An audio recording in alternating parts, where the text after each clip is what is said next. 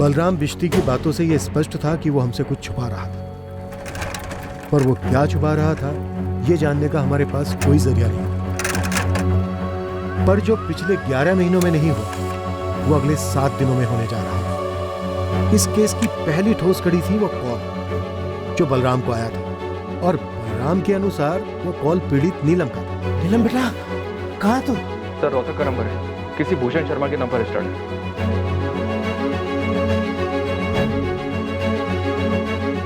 मतलब 18 मार्च की रात को वाकई में कॉल आया था बलराम का? सर अगर नीलम ने बात की थी तो वो इस भूषण शर्मा से कनेक्टेड है। तुम रोहतक के लिए निकलो और इस भूषण शर्मा के कॉल रिकॉर्ड्स के सारे कॉल स्कैन करो, देखो इलाहाबाद से क्या कनेक्शन निकलता है।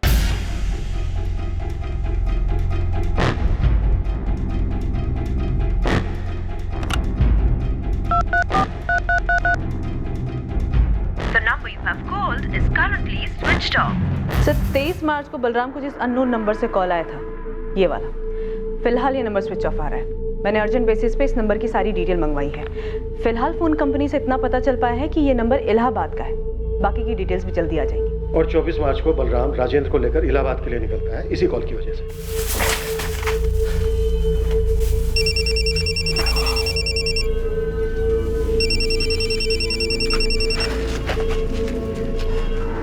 हेलो। हेलो, बलराम बिश्ती। जी, आप कौन बोल रहे हैं? नीलम तुमसे मिलना चाहती है। क्या? कौन बोल रहे हैं आप? तुम्हें इलाहाबाद आना होगा तुरंत। और 18 मार्च को इस रोहतक वाले भूषण शर्मा के नंबर से नीलम का कॉल आता है, और वो शेरगंज के ही राकेश झा का नाम है। और सर 19 से 20 मार्च तक हमने इस राकेश की काफी तुड़ाई भी की थी, और वो अड़ा रहा कि उसे फंसाया जा रहा है। शायद बलराम झूठ बोल रहे हैं। पर बलराम झूठ क्यों बोलेगा?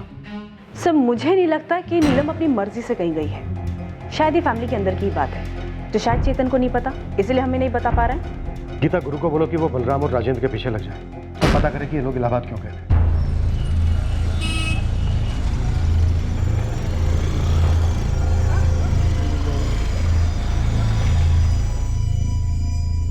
मैं इस भूषण शर्मा को नहीं जानता, मेरे पहले कभी किराए पे रहा होगा। ओम प्रकाश जी से पूछिए। मकान मालिक जी, वो सामने वाले घर में ही रहते हैं। ये तो भूषण शर्मा है, मेरे यहाँ 2 साल पहले किराएदार था। अभी कहाँ है? पता नहीं सर, बता के नहीं गया। मगर मेरे एड्रेस पे लिया हुआ सिम कार्ड वो आज भी यूज कर रहा है। गलत है ना सर? भूषण के साथ हुए एग्रीमेंट की कॉपी है आपके पास? उसमें भूषण ने अपना कोई परमानेंट एड्रेस तो लिखा ही होगा। सर एक कच्चा एग्रीमेंट था, उस पर उसका परमानेंट एड्रेस भी था, मगर अब वो मेरे पास नहीं है। मगर मुझे बराबर याद है कि वो भिवानी का रहने वाला था, और आपके पास जो मोबाइल नंबर है वही मेरे पास है। क्या मैं पूछ सकता हूँ कि आप उसे क्यों ढूंढ रहे हैं? हमारे इलाके से एक लड़की गायब हुई है और उसमें भूषण का नाम आया है। ओह, ये भूषण जब यहाँ रहता था तो काम क्या करता था? सर यही पास में एक सचदेवा शुगर मिल है, वहीं पे काम करता था। चंदर, ये कब की बात है? तारीख तो ठीक से याद नहीं मुझे। हाँ, लेकिन जब मैं लोडिंग कर रहा था तब अचानक बलराम जी का फ़ोन बजा।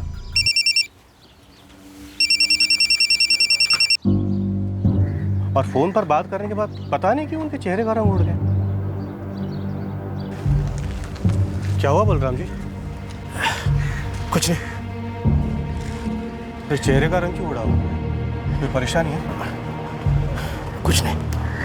फिर 2 दिन की छुट्टी ली, और जब छुट्टी से लौटे तो वहीं चेहरे का रंग उड़ा हुआ। तुम्हें क्या लगता है कि बलराम का ही हाथ है उसके बेटी के गायब होने में? ये मैं कैसे बता सकता हूँ? अरे भाई, बात होती होगी ना आपस में। वैसे भी 11 महीने हो गए। हाँ, वो तो है। वैसे गुरु एक बात बताऊँ, बलराम जी अपनी बेटी से बहुत प्यार करते थे। जितना प्यार वो अपने बेटे चेतन से करते थे उतना ही बड़ी बेटी नीलम से। वो बेचारी कैसे गायब हुई, किसने अगवा किया, उसके साथ क्या हुआ, अब ये मैं कैसे बता सकता? फोटो दिखाने की जरूरत नहीं है साहब। भूषण और मैं एक साथ ही काम करते थे यहाँ। हम दोनों फोरमैन की ड्यूटी करते थे शिफ्ट से। इस वक्त भूषण कहाँ है? भिवानी में? भिवानी में? ना ना, मतलब हो सकता है कि उसके माँ बाप वगैरह वहाँ हो, लेकिन भूषण तो अभी पंचकुला में है। वहाँ का नंबर, एड्रेस? 1 महीने पहले मेरी बात हुई थी उससे, तब उसने कहा था कि वो किसी फैक्ट्री में फोरमैनगिरी कर रहा है। फैक्ट्री का नाम? वो तो मैंने नहीं पूछा साहब, लेकिन हुआ क्या है? हमारे इलाके की गायब हुई एक लड़की ने भूषण के फ़ोन से अपने बाप को फ़ोन किया था, तभी से भूषण का नंबर भी ऑफ है। भूषण तो कभी अपना फ़ोन ऑफ नहीं रखता, और ये लड़की वड़की कुछ समझ नहीं आ रहा।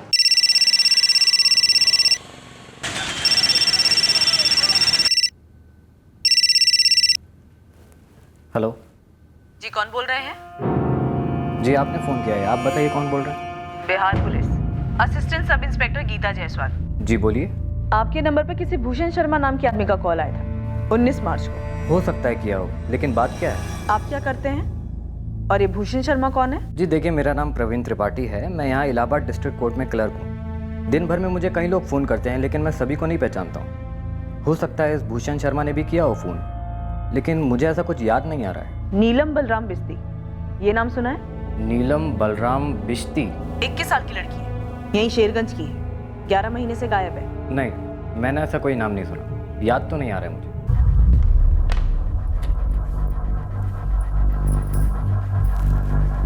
शेरगंज पुलिस का फ़ोन था। तो बलराम हमसे जो वादा करके गया उसे तोड़ रहा है। सर 23 मार्च को जो बलराम को फोन आया था इलाहाबाद वाला, वो किसी फर्जी नाम और एड्रेस पे लिया हुआ है। लेकिन सर देखने वाली बात यह है कि भूषण शर्मा के फोन से नीलम फोन करती है अपने पिता बलराम को। वही भूषण शर्मा इस कोर्ट क्लर्क प्रवीण त्रिपाठी को फोन करता है इलाहाबाद में, और सर उसी के बाद बलराम इलाहाबाद जाता है। लेकिन सर प्रवीण कह रहा है कि ना वो बलराम को जानता है और ना ही नीलम को। प्रवीण झूठ बोल रहा है। सर आई थिंक सब झूठ बोल रहे हैं, खासतौर से बलराम।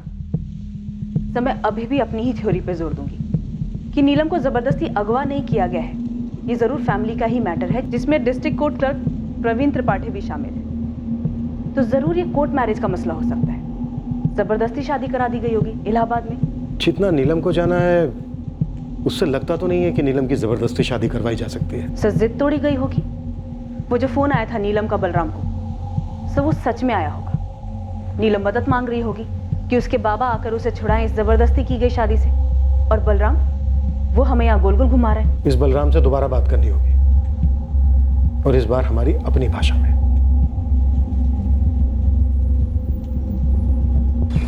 सर और कोई सिर्फ एक डिटेल बता सकते हैं भूषण शर्मा के बारे में? सिर्फ एक फ़ोन नंबर है जो फिलहाल बंद है। उसी के एड्रेस से घूमते घामते यहाँ तक पहुँचे हम। फैक्ट्री में फोरमैन का काम करता है ये। साहब ये इंडस्ट्रियल एरिया है, हर जगह फैक्ट्री है। हर फैक्ट्री खंगाल गोविंद, ये पक्का है कि कोई फैक्ट्री है जहाँ ये काम करता है या काम करता था? मैं एक टीम बनाकर फैला देता हूँ लड़कों को, निकलेगा कुछ ना कुछ ज़रूर निकलेगा। बाबा हम मानते कि हमने दीदी के डिब्बे से 200 रुपये चुराए थे और वो चोरी ही थी। हम ये भी मानते कि हमने उससे बड़ी गलती दीदी पर हाथ उठा के की। लेकिन बाबा हम ये नहीं मानते कि इस वजह से दीदी घर छोड़कर गई है। दीदी कहाँ पे? आपने दीदी को कहाँ पर छुपा के रखा है?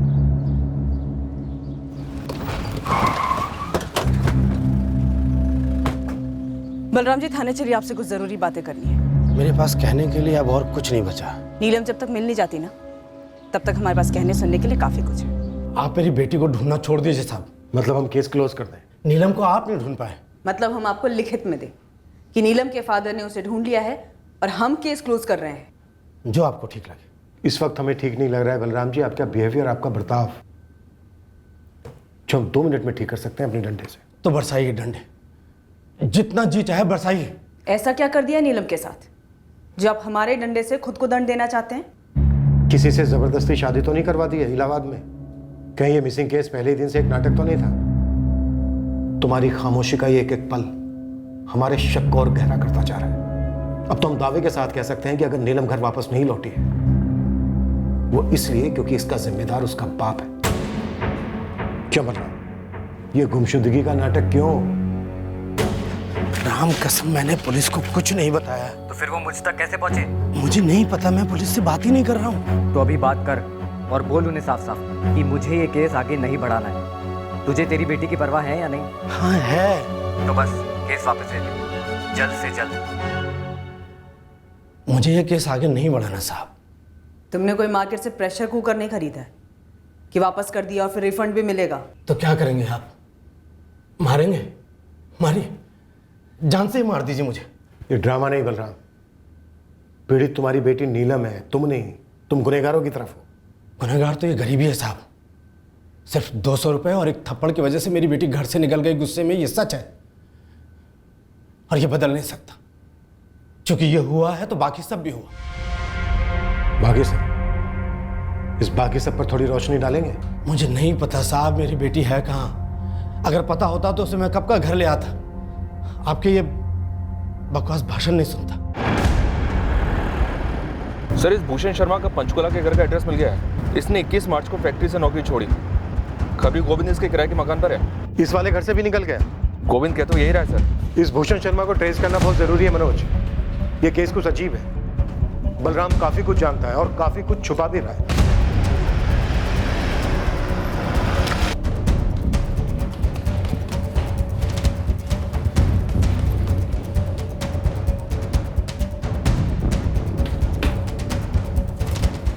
सर ये इस फ्लैट में भूषण शर्मा किराए पर रह रहा था।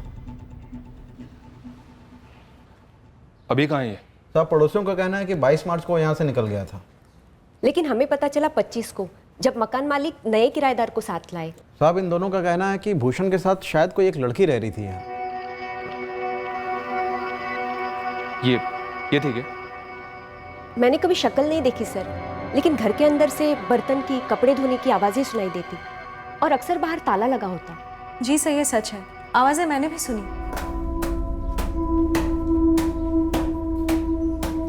सुना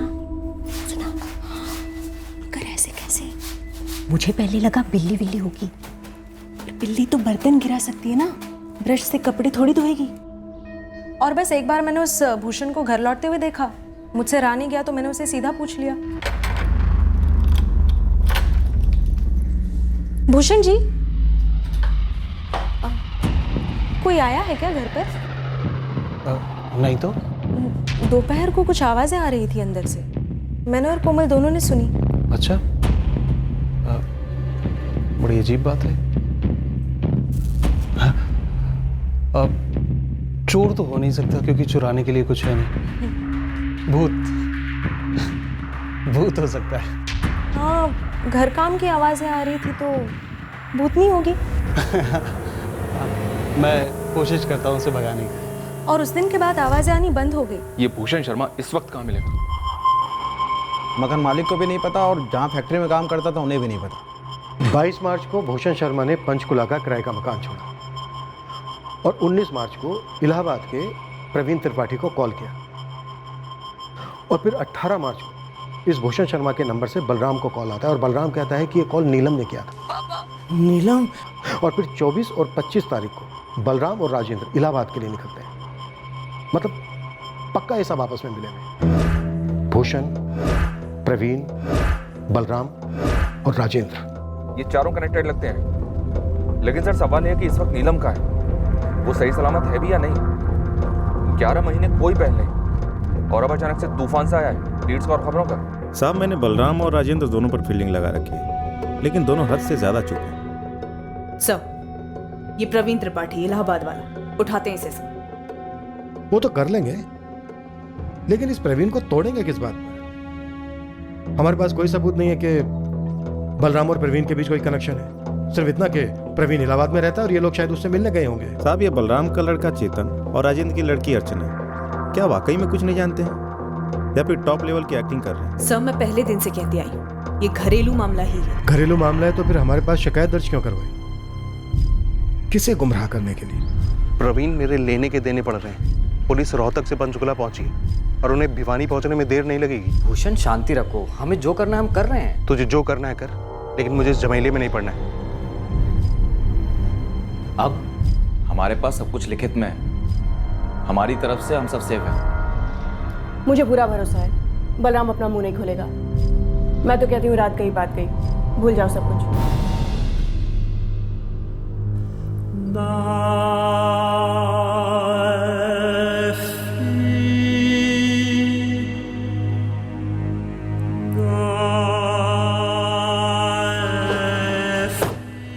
हम भूषण शर्मा तक पहुंचने में कोई कसर नहीं छोड़ रहे थे। ये आदमी हमारी एकमात्र लीड था जिसके जरिए हम जान पाते कि नीलम रिश्ती कहाँ थी और वो जहां भी थी वहां क्यों थी।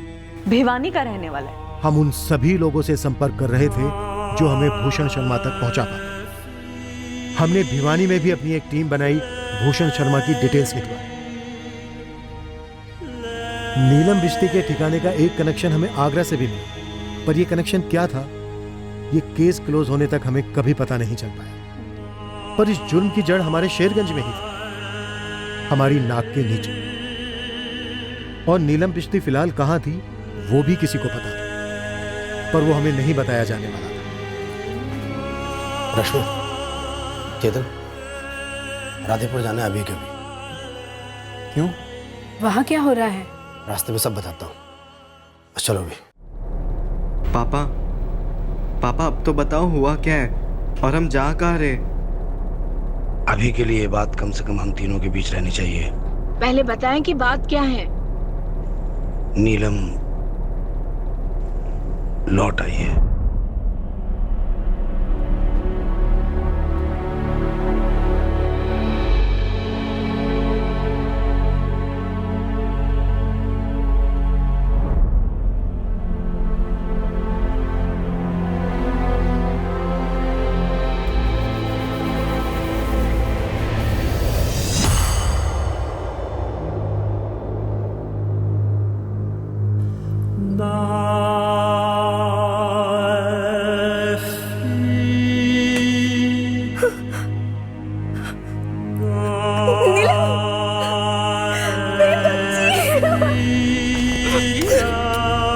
कहाँ थी तू? हाँ? कहाँ थी तू? इतना गुस्सा दीदी, इतना? कल रात लौटे हैं, पानी पीकर सो गई, अब जाके कुछ खाइए। उसे कुछ दिन यहीं रखो राजेंद्र, उसे ठीक होने में समय लगेगा। बाबा, मौसा जी, नीलम दीदी पूरी तरह से बदल गई है, कुछ बोल भी नहीं रही है और इतनी कमजोर क्यों हो गई है दीदी? हमें भी उसने कुछ नहीं बताया। दीदी थी कहाँ पे? पूरे 11 महीने बाद लौटी है, कैसे बाबा? खुद बोलेगी, अभी उसे आराम करने देते हैं, काफी सहाया उसने। क्या सहा है? क्या बाबा? हाँ देखिए, आप दोनों पहेलियां बुझाना बंद कीजिए और मुझे सब कुछ सच सच बता दीजिए, नहीं तो हम अभी के अभी पुलिस को फोन करते हैं। अरे हमें कुछ नहीं मालूम बेटा, हमें कुछ नहीं मालूम क्या हुआ उसके साथ, बस हम उसे वापस ले आए। देखो चेतन, मामला और मत उलझाओ। तुम्हारी बहन तकलीफ में है, पता नहीं कितने महीनों से तकलीफ में रही होगी। हम मजबूर थे इसलिए पुलिस को नहीं बता सके। और हम? अम्मा? अरे हमसे छुपाने की ऐसी कौन सी मजबूरी थी बाबा? अरे अभी बोलो बाबा। बेटा वो लोग बहुत खतरनाक लगते हैं, पता नहीं नीलम उनके चंगुल में फंस कैसे गई। 23 मार्च को फोन आया था मेरे पास उनका। नीलम तुमसे मिलना चाहती है। कौन बोल रहे हैं आप? तुम्हें इलाहाबाद आना होगा तुरंत। वो क्या रहा है बलराम, क्यों जाना इलाहाबाद? बस तुम चलो मेरे साथ, रास्ते में सब कुछ बता दूंगा। तुम्हारे बाबा ने नीलम का नाम लिया, इसलिए मैं इलाहाबाद जाने को राजी हो गया। लेकिन है कौन ये लोग? हमें नहीं मालूम, बस बोले इलाहाबाद बस अड्डे पे मिलना।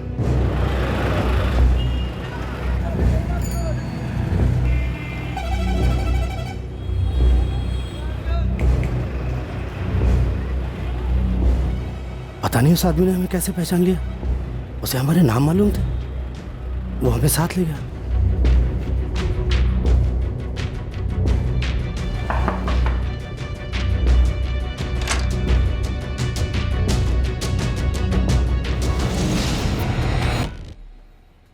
बलराम बिस्ती, मैंने ही तुम्हें फ़ोन किया था। मेरी बेटी कहाँ है? जिंदा देखना चाहते हो तो आवाज़ नीचे। हम लोगों से क्या दुश्मनी है आपकी, हम लोग तो गरीब लोग हैं। नीलम को देखना है या नहीं? हाँ देखना है। तो कंप्लेन वापस लेनी होगी। समझो वापस ले ली। मुकर गए तो? अगर हमारी लड़की मिल जाए तो हम क्यों मुकरेंगे जी? कुछ शर्तें हैं हमारी। कैसी शर्तें? हमारी गलती क्या है? हम मेरी लड़की की गलती क्या है? फिर शुरू हो गया रोना धोना? नहीं नहीं, आप अपनी शर्त बताइए।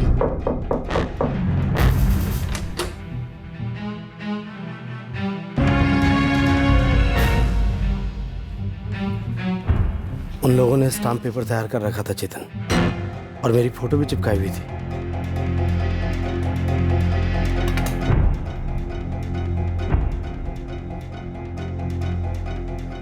ये क्या है? ये दस्तावेज है कि तुमने अपनी मर्जी अपनी खुशी से नीलम की शादी कराई। क्या? और पुलिस में झूठी कंप्लेन लिखवाई कि वो गुमशुदा है।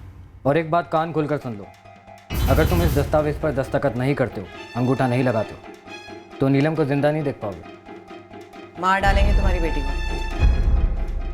सोचने का वक्त तो मांगना भी मत। अभी ये ऑफर दे रहा हूँ, कबूल कर लो, वरना कहानी खत्म।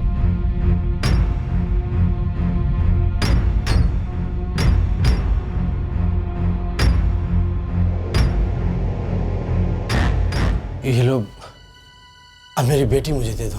लड़की 2 अप्रैल को मिलेगी, जब हम सब संतुष्ट हो जाएंगे कि तुमने कंप्लेंट वापस ले ली। अब जुबान देते हैं, पुलिस के पास नहीं जाएंगे, बेटी लौटा दो। बोला ना 2 अप्रैल को। चलो अब निकलो अपने घरों को।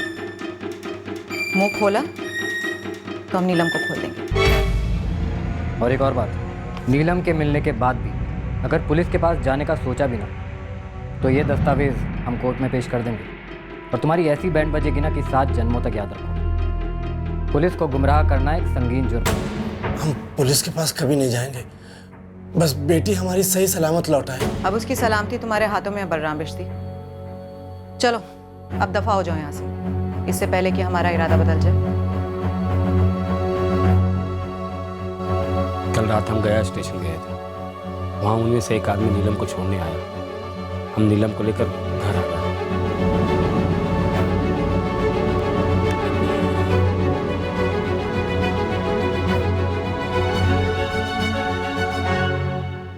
बस इसी कारण से हमने पुलिस को कुछ नहीं बताया और तुम लोग को भी। लेकिन बाबा हमें पता लगाना होगा कि दीदी के साथ क्या हुआ है, और उन लोगों के पास आपकी फ़ोटो कहाँ से आई? हमें नहीं पता रे। तो उस रात वाकई में आपको दीदी का फ़ोन आया था? हाँ बेटा। अरे कुछ तो बोलो, कौन है इतनी रात गए? बाबा, बाबा। नीलम, नीलम, नीलम बेटा, कहाँ है तू? बाबा मुझे बचा लीजिए, मुझे बचा लीजिए। नीलम मेरे बच्चे, ये तो बता तू है कहाँ? बाबा मुझे नहीं पता मैं कहाँ हूँ, ये सब राकेश भैया ने किया है। बाबा मुझे बचा। बस अब तेरी बहन ही बता सकती है 11 महीने कहाँ थी, क्या हुआ क्या नहीं। देखो बेटा, वो गहरे सदमे में है, एक बार ठीक हो जाए जरूर बताएगी हम सबको। नहीं बाबा, हमें अभी के अभी पुलिस के पास चलना चाहिए। मौसा जी, इन लोगों को सजा होनी चाहिए। तुम मूर्खों वाली बात मत करो चेतन, सजा तुम्हारे बाबा को भी होगी। अंगूठा लगाया कोर्ट के कागज पर।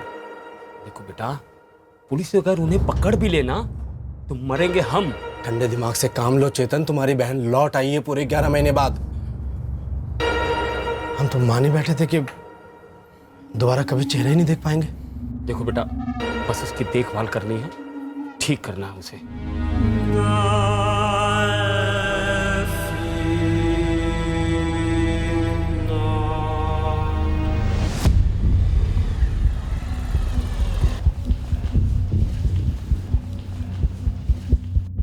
साहब 3 दिन से पूरा बिश्ती परिवार राधेपुर में डेरा डाले हुए हैं। तेरा कोई आदमी राजेंद्र के घर पे नजर तो रखे हुए है ना? हाँ साहब, लेकिन कोई भी मूवमेंट नजर नहीं आ रही। लेकिन तीनों के तीनों, बलराम, चेतन और नीलम की माँ, सभी वहाँ पहुँचे हुए हैं। मतलब दाल में ज़रूर कुछ काला है। साहब मुझे तो लगता है ये नीलम वही उस घर में है।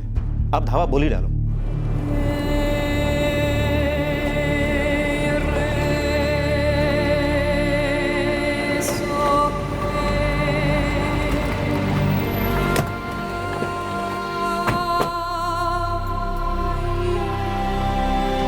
राजेंद्र जी, बलराम जी हैं घर पर? वो तो काम पर गए हैं। बिस्ती परिवार में क्यों रुका? जी बात क्या है? नीलम के बारे में नहीं पूछेंगे आप लोग चाहते क्या है?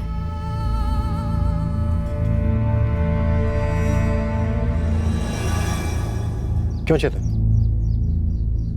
तुम सब लोगों ने शेरगंज क्यों छोड़ा? बस ऐसे ही सब, वो कुछ दिन के लिए आए हम यहाँ पर। सच बोलो। क्योंकि नीलम दीदी वापस लौट आई है सब।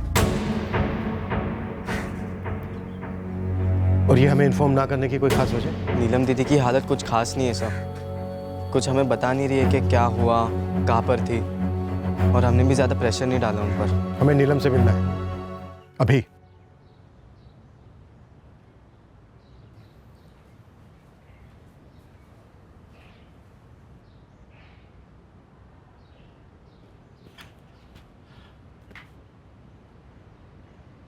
हमारी बच्ची वापस आ गई है, देख सकते हैं आप लोग।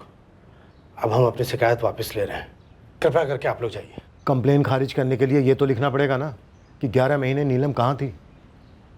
नीलम, क्या तुम्हारे परिवार ने तुम्हें कहीं भेजा था? 11 महीने कहाँ थी तुम? ऐसा कुछ भी नहीं है। बाबा थोड़े डरे हुए थे, इसलिए बाबा ने कुछ बताया नहीं, और अभी भी डरे हुए। क्या बोल रहा है आपका बेटा? चेतन, तुम अब कुछ नहीं बोलोगे? साहब, हमें भी अब कुछ नहीं बोलना। देखिए, आप डरिए मत, हम आपकी मदद के लिए हैं। नहीं चाहिए हमें आपकी मदद। सर हम बताते। चेतन, सर उन्होंने बाबा से स्टैम्प पेपर पर अंगूठा लगवाया और बाबा को ये बोलकर डरा दिया है कि अगर कुछ भी होगा आगे जाके तो उसके लिए बाबा फंसेंगे और वो लोग नहीं, मेरी बहन। इसके साथ तो बहुत कुछ गलत हुआ है सर, कुछ बोल भी नहीं पा रही है वो। बाबा और मौसा जी जाकर दीदी को इलाहाबाद से छुड़ा लाए थे इस शर्त पर कि वो अपना कंप्लेंट वापस ले लेंगे। नीलम, देखो बेटा, आपको डरने की बिल्कुल जरूरत नहीं और ना ही आपके बाबा को डरने की जरूरत है। पर बेटा, बताना जरूरी है कि हुआ क्या था। साहब, मैं आपके हाथ जोड़ता हूँ, पैर पड़ता हूँ, कृपया करके आप लोग। बलराम जी, आप हम पर थोड़ी कृपा कीजिए और थोड़ा भरोसा कीजिए। क्या हुआ था? कौन लोग थे?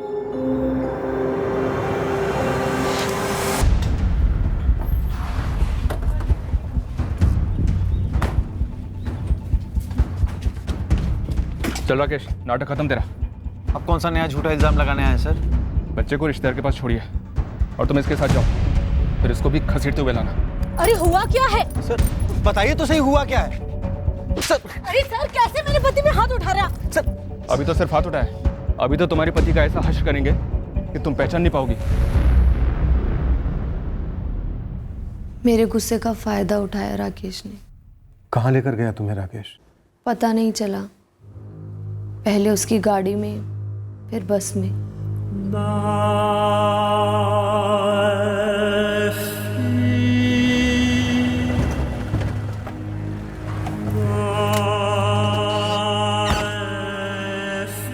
अरे नीलम, यहाँ क्या कर रही हो? बैग वैग लेकर के कहीं जा रही हो क्या? क्या हुआ? मैंने राकेश को सब कुछ बताया। मैं भैया बुलाती थी उसे, भरोसा था उसके ऊपर। मैं अपना सारा गुस्सा उगल गई। चेतन के साथ हुए झगड़े से मेरा माथा फिर गया था और मैंने उसे सब कुछ बता दिया। बिल्कुल सही किया तुमने नीलम, बिगड़ गया है चेतन।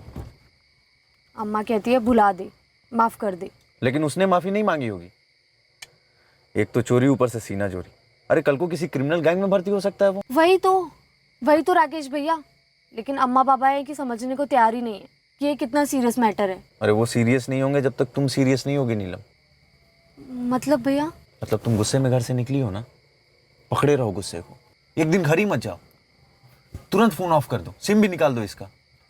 अरे करो करो, सोचो मत, सबके होश ठिकाने आ जाएंगे। और मौसी के घर भी मत जाना। तो फिर? तुम मेरे साथ चलो। अरे जरा तिल मिलाने दो इनको, सबक सीखेगा चेतन। एक तो घर में कभी चोरी नहीं करेगा और बहन पे हाथ उठाने जैसी जलील हरकत तो करेगा ही नहीं। और तुम्हारे माँ बाप भी समझेंगे कि ये कोई एवं ही बात नहीं है। अरे सब समझ जाएंगे, सुधर जाएंगे। लेकिन अगर तुम चुपचाप घर वापस चली गई तो सब समझेंगे तुम नौटंकी कर रही हो।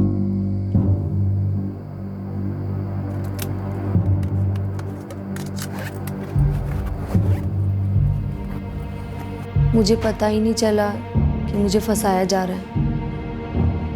कभी सोचा ही नहीं था कि राकेश भैया भेड़िया निकलेगा। मैं राकेश भैया के साथ चली गई। मुझे उसके इरादों के बारे में कुछ नहीं पता था।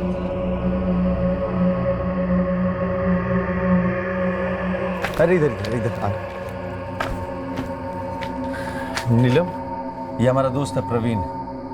आज रात हम यहीं रुकेंगे, कल सुबह होते निकल जाएंगे। जी नमस्ते। नमस्ते भैया। राकेश भैया, मुझे लगता है कि मुझे अम्मा पापा को फ़ोन कर देना चाहिए। वो परेशान हो रहे होंगे कि मैं मौसी के घर भी नहीं पहुंची। अरे यही तो हमारा प्लान था ना नीलम। तुमने अगर फ़ोन कर दिया तो सारे प्लान पे पानी फिर जाएगा। चेतन हंस देगा तुम पे और फिर से हाथ उठाएगा। इस बार 200 की जगह 2000 चुराएगा। समझ? ठीक, आज रात यहीं काट लीजिए, कल सुबह चाय नाश्ता करके लौट जाइएगा। हाँ, कल सुबह लौट जाएंगे। चलो चलो, दरवाज़ा खोलो। आ जाओ तो आओ।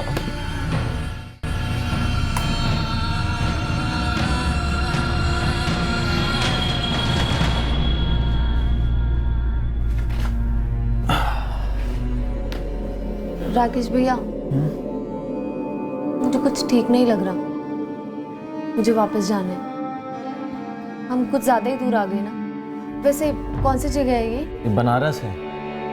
तुम ठीक कह रही हो, थोड़ा दूर तो आ गए हैं, लेकिन अब इतनी रात में बस वस तो मिलेगा नहीं। तो काम करते हैं, कल सवेरे होते ही लौट जाते हैं। कल सुबह होते ही मैं चेतन को फ़ोन करूँगी। हाँ, समझाऊंगी उसे कि उसे सुधरना होगा, बदलना होगा उसे। भैया, चेतन दिल का बुरा नहीं है, वो बहुत अच्छा है। मैं बहुत प्यार करती हूँ उसे। हाँ हाँ, अब ये सब जो कर रहे हैं उसको सुधारने के लिए तो कर रहे हैं, और क्या। मुझे भनक तक नहीं थी कि आगे क्या होने वाला है। मुझे लगा ही नहीं कि पानी में कुछ मिलाया गया था। पीते ही मुझे नींद सी आने लगी, चक्कर से आने लगे। भैया, मेरा सर घूम रहा है। अरे वो तुम बहुत थक गई हो ना, इसलिए तुम्हारा सर घूम रहा है। सो जाओ, ठीक हो जाएगा।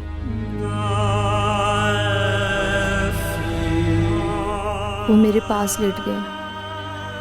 मैं आधी बेहोशी में भी सोच रही थी कि ऐसा क्यों कर रहा है, लेकिन मैं कुछ बोल नहीं पा रही थी। कमजोरी सी थी, सब धुंधला सा था। और फिर अचानक से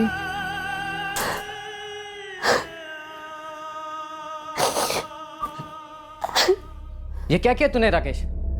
दोस्ती में मैंने तेरी मदद की, साले तूने तो कहा था ये तेरी बहन जैसी है। मैंने कितने बार मना किया, तो बोला भी नहीं, लेकिन इसमें मेरी सुनी तक नहीं। छी राकेश, घिन आ रही है मुझे तुझसे। नीलम, अभी के अभी अपना बैग उठाओ, मैं तुम्हें तुम्हारे घर तक छोड़ कर आऊंगा। नीलम, मेरी बात सुन। भैया, इसको बोल दो मेरे पास ना आए, मुझसे दूर रहो।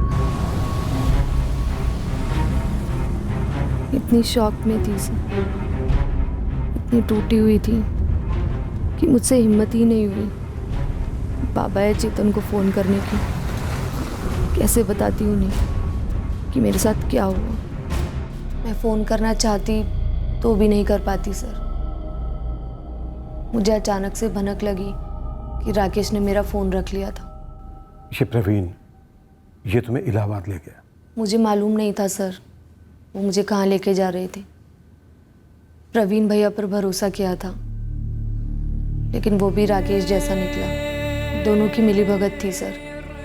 प्रवीण ने मुझे कोल्ड ड्रिंक पिलाया और मैं फिर से बेहोश हो गई।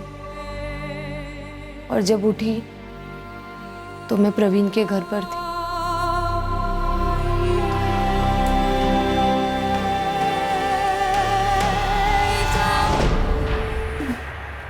मैं कहाँ हूँ? इलाहाबाद। प्रवीण भैया, मुझे घर जाना है। तेरा अपना नया घर होगा नीलम, तेरी शादी होने वाली है। शादी? नहीं, मुझे शेरगंज जाना है, अम्मा पापा के पास, अपने भाई के पास। भूल जाओ उन्हें, तेरी शादी तय हो गई है। चू तक की तो चीर के रख दूंगी तुझे नीलम। दवा खिला दो साली को, दिमाग ठिकाने पर रहेगा।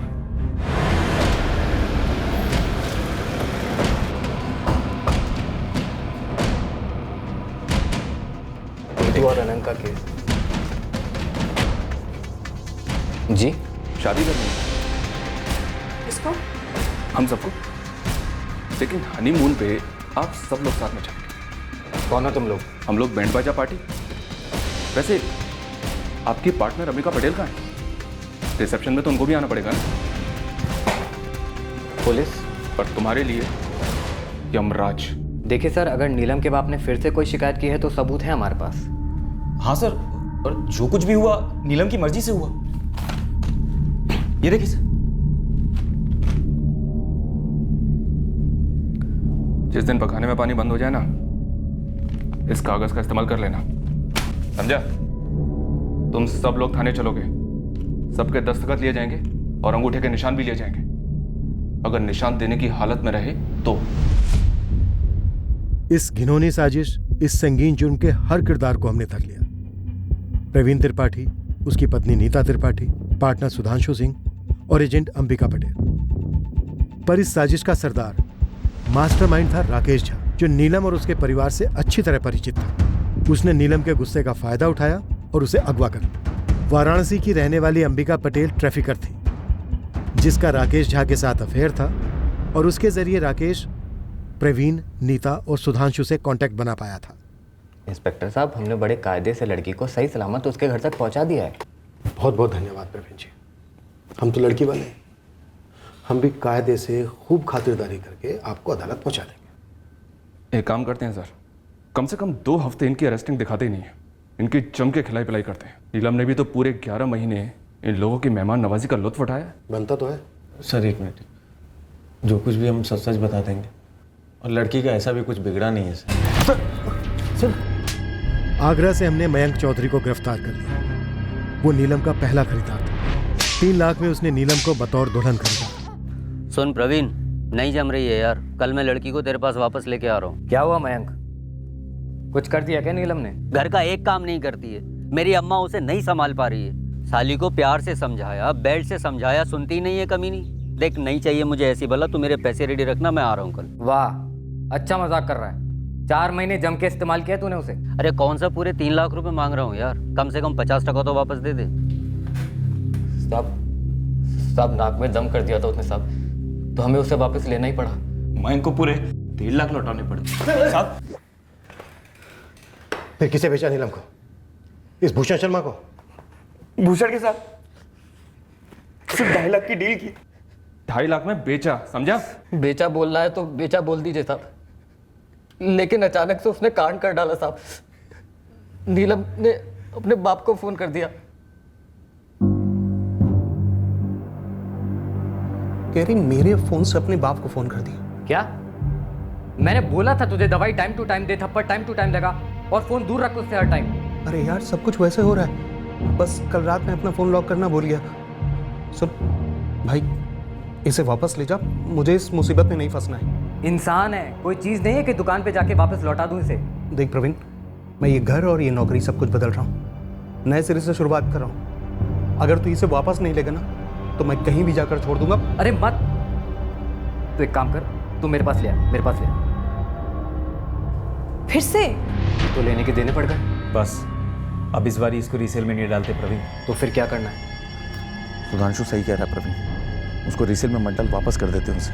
क्यों, कुछ ज्यादा गड़बड़ हो गई क्या? अरे उसने फ़ोन करके अपने बाप को मेरा नाम दे दिया है। भाई यार, अब क्या करें? अब क्या, शामत की तैयारी करूं?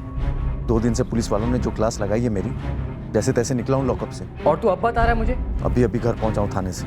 सुन, हमसे मर्डर वर्डर नहीं होगा, तू देख ले तुझे जो करना है। अरे अभी तो पुलिस को घुमाने की मैंने पूरी कोशिश की।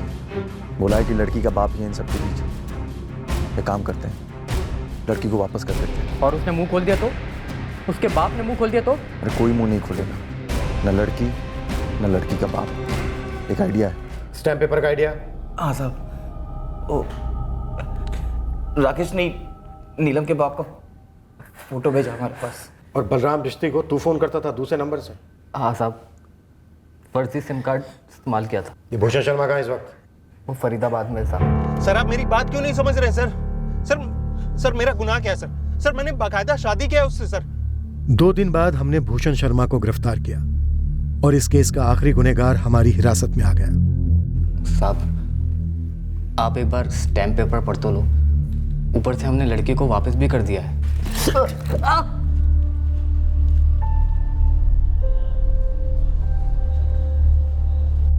साहब मैं पटना में जॉब करता हूँ। वो सब तो ठीक है, पर अब क्यों आया?